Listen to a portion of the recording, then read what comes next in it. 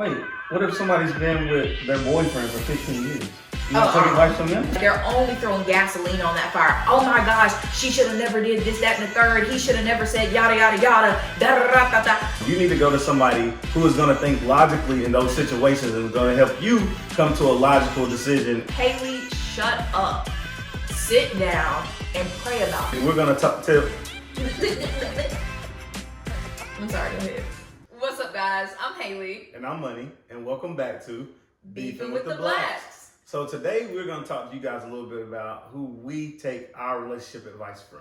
When it comes to relationship advice, whether you're married or you're dating, you need to be super picky on who you are taking that advice from. It's something that's very important to us because you don't want to put yourself in a situation where you're taking advice from somebody that's ignorant or who may not have the best words to give because they're not even doing the things that they need to be doing. And that leads us to our first point. We like to take relationship advice from people who are where we want to be in a marriage or have been married for a certain amount of time and have been through some things and gotten through some things in their relationship and have a healthy marriage. I will say a lot of people have this mindset of, oh, I need to be talking to somebody that has a quote unquote happy marriage. I don't get caught up in the words happy marriage because emotions are fleeting. I'm looking for a successful marriage. Healthy. Now, healthy, successful and healthy. And I don't want anybody to misconstrue what I'm saying when I say happy, or not looking for somebody who says a happy marriage, because when it comes to a quote unquote happy marriage,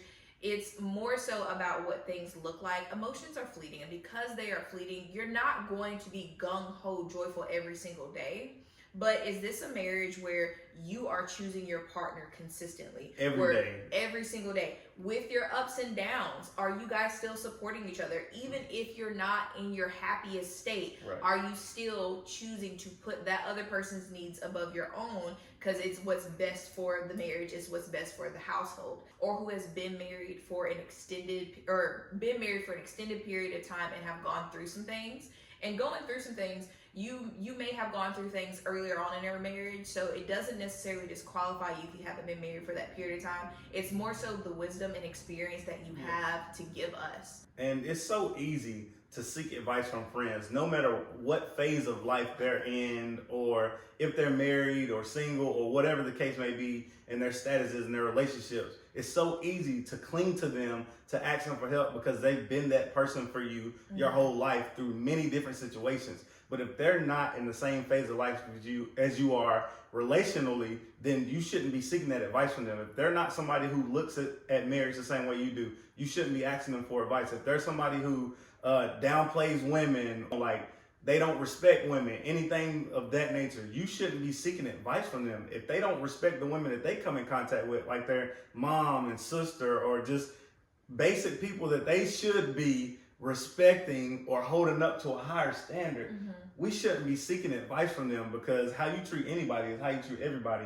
And they're going to give advice based off how they feel in the situation. And that's why we seek people who have been in a healthy, successful, and happy marriage, because we still want it to be like a happy couple, but not the ones who look happy on the outside and are facing all these traumas and battles on the inside. They're just not talking about them with anybody. I would also say, going back to Money's point in regards to your friends and having that familiar relationship, so it's a lot easier to kind of lean on them for a little bit. I understand that feeling, and I also take this with a grain of salt, because I am not offended if my friend, who is a really good friend of mine, married in her 30s, is not looking to me for relationship advice. She's been married for an extended period of time and she has kids. There's not a lot of advice that I can give at the stage of marriage that she's in, but there is advice that she would be able to give to me for the stage of marriage that I am in. And that in and of itself is very beneficial.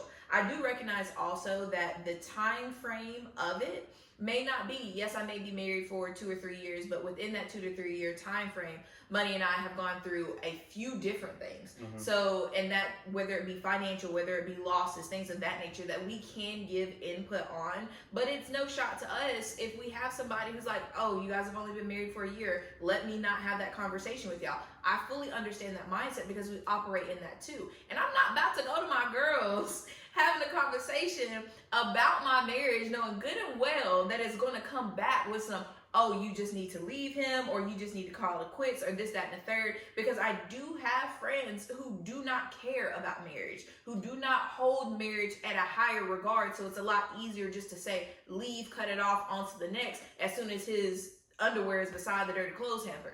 And I'm not saying every single person is that way, but I am saying being picky, it makes sense to be picky. It makes sense to choose somebody that is married, holds those values, and is actively pushing to make sure they stay married in a successful way, in a healthy way. Especially if you have those friends who are just going to enhance the way you're already feeling. So if you're already going at them angry and mad about what's going on at your house, and they just intensify that, those aren't the people that you want to be seeking advice from. You need to go to somebody who is going to think logically in those situations and is going to help you come to a logical decision, and to go back to your spouse to figure out a common ground in whatever you guys are arguing and fussing about in that matter. Because if you're going to go to them with high emotions and you're angry and you're telling them, I want to do this and I want to do that, and they tell you, well, do it. I told you back then, you should have been left, and you shouldn't have been with them in the first place. That's not the people you need to be seeking advice from, because anytime something bad happened in their relationship, they've been leaving their man, but then they get back with them. So we ain't doing that. If we gonna get into some stuff, we gonna get into it, and we gonna talk to some healthy, successful people that are in marriages that have been through some things and have grown through some things, and not just went to their friends and did what their friends have told them to do. If you heed the advice of somebody who's in a healthy relationship, then you're gonna be going in the path of success. But if you take the advice of somebody who isn't in these healthy relationships, or seeking at least to be in a healthy relationship, then it's gonna be in a path of destruction. Another thing that's really important for us is finding somebody whose marriage is grounded in God. We're looking for somebody that has a mindset of God is at the center. So it's not my wife first. It's not my husband first. It is God is first, then my wife and husband, then our kids. We work together to make sure that we are the healthiest we can be for our household. And if somebody doesn't have the foundation of God in general, it can be a lot easier for them to fall into them being your hype man, that because you're pissed. Like they're only throwing gasoline on that fire. Oh my gosh, she should have never did this, that, and the third. He should have never said yada, yada, yada, da, da, da, da, da. No, I don't need anybody to hype me up in my anger. I need somebody to be an unbiased third party that's going to tell me what God would have to say, because they know God on an intimate level. I need somebody to look at me and be like, Haley, shut up. Sit down and pray about this, because you are now moving out of anger, and that is not correct. I don't need somebody to continue to push me while I'm already ready to jump off the edge. I need somebody to pull me back, sit me down, and put me in my place. And that is what will happen if you surround yourself with people who have that foundation of God. Because really quickly, it's like, hold up now. And it's going to cut sometimes, because you do have your friends that are like accountability partners in Christ. And they going to look at you like, girl, what did the word say? Come on now, sit your butt down. Let's be real. Let's talk about your side of it as well. What did you do? Because you are not innocent in this, and to have an honest and real conversation about the whole thing. So I think for that piece of things is very important, to make sure who you're getting advice from has God rooted in their relationship. And I think that's another reason why we haven't had to seek any relationship advice from anybody, like you said at the beginning of this video, because no matter if it's been a good thing or a bad thing that's been going on in our lives, the first thing we think to do is to pray about it. Oh, yeah. And if we don't have the answers, or if we've been given the answer, either we want to seek God for the answer, or we want to go to Him and tell Him, thank you for giving us an answer. Right. And that's something that we've done for a long time, and that's why we haven't had to reach out to other couples and figure out what they're doing in their relationship or in their marriage, because the first person we go to is God, and then we come to a common ground between that. And after that, if we still just can't seem to, take heed to the signs that we're given, then we'll seek other couples for relationship advice. And I will say, our relationship, I don't want it to seem like we are portraying our relationship to be like this perfect thing, because we have been through some stuff. I will say we've been together for going on 5 years now, and then we're approaching our know, we're approaching our 1 year anniversary for marriage, and it has been a blessing. And through that time frame, we have both experienced significant losses. We've both experienced struggles financially, emotionally, spiritually. We fought against depression a couple of times. Ooh, girl, we made it through college, ain't it? But it's been some stuff, let me tell you. But with that, the advice that we've had to seek out from other couples have been surrounded by, especially when we were dating, it was related to finances and budgeting and things of that nature. Because at that point in time, first of all, both of us don't come from financially literate backgrounds, okay? We were not taught all the things about the savings and investings and all the such and suches and credit and things. Right. So because of that, when we first started dating, it became a thing that was really important to us to break those generational curses, to put us in a place where we're more educated so that we can be better before we have children. Right. And so we did seek married couples because we already, even though we didn't talk much about marriage at the beginning of our relationship, we already had this mindset of it's a we thing and we need to figure this out and we need to reach other couples that are in this mindset or in the same mindset and also are doing things successfully financially. So we wanted to talk to individuals who are put up, or not necessarily put up, but who are in a stronger position, who have already been married for a period of time, who knows what it's like to manage with two different people coming from two different backgrounds, having two different mindsets when it comes to money. And I think that has been a blessing. But as far as emotionally or having just major issues where we can't see eye to eye, there hasn't necessarily been a situation where we've had to reach out for third-party advice on that, and I am grateful for that. I will say though, I'm also grateful that I have a pastor that I can ring a ding ding if anything happens. So my advice would be to find a third party, unbiased individual that you know that both of you guys are comfortable with, that you know you can go to, who's going to give you the hard truth about what you did wrong and what they did wrong, that can have an honest conversation about what God would have you to do, and that's willing to pray for you and leave that conversation there. That's another reason why you shouldn't just be going to anybody, because you don't want everybody in your business. Right. Wait, what if somebody's been with their boyfriend for 15 years? You want to take advice from them? I'm sorry. I'm not trying to... Okay, this is a little bit of a touchy subject because I had a conversation about this with somebody. I am not taking advice from somebody who's been a girlfriend for 15 years. And I'm not saying that if you've been in a relationship for 15 years, and let's be clear, I mean from your 20s, the relationship started in 50 and older, okay? So let's say it started in your 20s and now you're 35.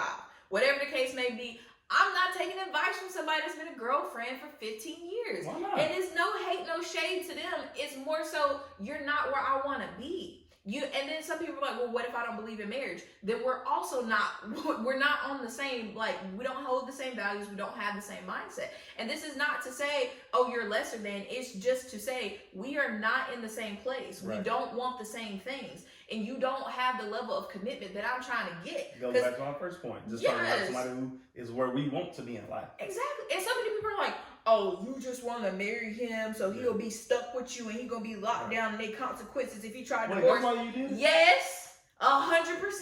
You're stuck. I wanted you to be trapped and stuck with me. I wanted there to be consequences to your actions if you decided to up and leave me. I didn't want it to be easy for you. No. So, and it goes my way too. I think so many people look at it like, oh my gosh, it's just this horrible thing. You just try to trap him. That's why you want to marry him. Duh. You done manipulate me. I done manipulate the crap out of you, I guess. Because I'm not, what did you think this was? There's no security in being a 15-year-long girlfriend. What security is there? And a lot of people will argue, well, I could be in the will. I could be the power of attorney. I can get my name on a deed. 70% of Americans don't have wills. That's number one. Most individuals I have this conversation with do not have an executed will. All right. Number two, most people who are choosing not to be married to an individual because they don't believe in marriage or for the sake of protecting their stuff from their partner, your name's not on the deed, your name's not in no will, you're not the power of attorney, and y'all have separate bank accounts. So if y'all were to break up, it would be easier. Most people who have that value live that way. If you're an outlier, then you're an outlier, but baby, you are not the rule. And I'm not trying to do that. Not only that, but for me, when it comes to marriage, I need God there. That was my biggest thing. And some people will say, well, you can have a spiritual ceremony or a common law ceremony and be married in God's eyes and not legally. I don't care nothing about that. You trapped to me legally, spiritually, emotionally, mentally, all the things. The only thing that's going to sever this is the Lord. If God says something, then we can shift. But until then, if you do anything crazy, I wanted you to have consequences, because well, they see us and they see you and they see me, so they know I trapped you. Obviously. Come on now. I'm just kidding. You fine, baby. I love you. I love you so much. I can't reach your cheek from there. You're gonna have to lean. Okay. But anyways, I will say though, when it comes, a lot of people fear divorce and they use that as an excuse not to get married, right? And I say, I think divorce in my book is not an option. There are very little things that I think constitute a divorce. So there may be some things in there, but it's not many. And I do think divorce is something that is beneficial to marriage, because it gives you a reason to fight. It gives you a reason to fight for the relationship, to ensure the relationship succeed, to ensure that you acting right, because we're human. If there are not consequences to our actions, we would be out here doing all types of crazy stuff. Lying, stealing, cheating, beating, doing all the things because that's what we felt like. But we don't act out how we feel all the time because there are consequences to our actions. And the same thing goes for marriage. So when it comes to being married, I do like the consequence of divorce, because the consequence of divorce lets you know you need to act right, because you have something, you stand to lose something. You need to work through your problems. You need to figure it out. Just to say that I'm not happy anymore, in my opinion, is an excuse, and we gotta figure this out, because I'm not about to be happy every day. I understand that. So it is what it is. I do agree that divorce is a strong motivator in keeping a healthy and successful marriage, because something that has stuck with me since I played basketball was my coach said one thing about just reacting versus responding, and he's always talked about how chemicals react, and we as people we respond, and we don't want to be like chemicals. When you see a chemical reaction, you know it explodes and it blows up. And we don't need to blow up in every situation. If we have to take time away and talk about it to ourselves or with other healthy couples like we talked about, and then come back and respond to each other in a healthy manner, then I think that's the best way to handle situations in a relationship in the first place. But all in all, like we said, the main factors of couples that we seek relationship advice from is couples who have been married for extended periods of time. People who have God at the center of their relationship. Who are in a healthy, successful relationship. And ensuring that they have been through some level of experience when it comes to struggles, financial, etc., and overcome them. Yeah, so I think that concludes this episode. Don't forget to like, comment, share, subscribe. Send this to your auntie, your uncles, your grandma, your kids, everybody. And don't forget to turn on that bell notification. Until next time, this is Beefing with the Blacks.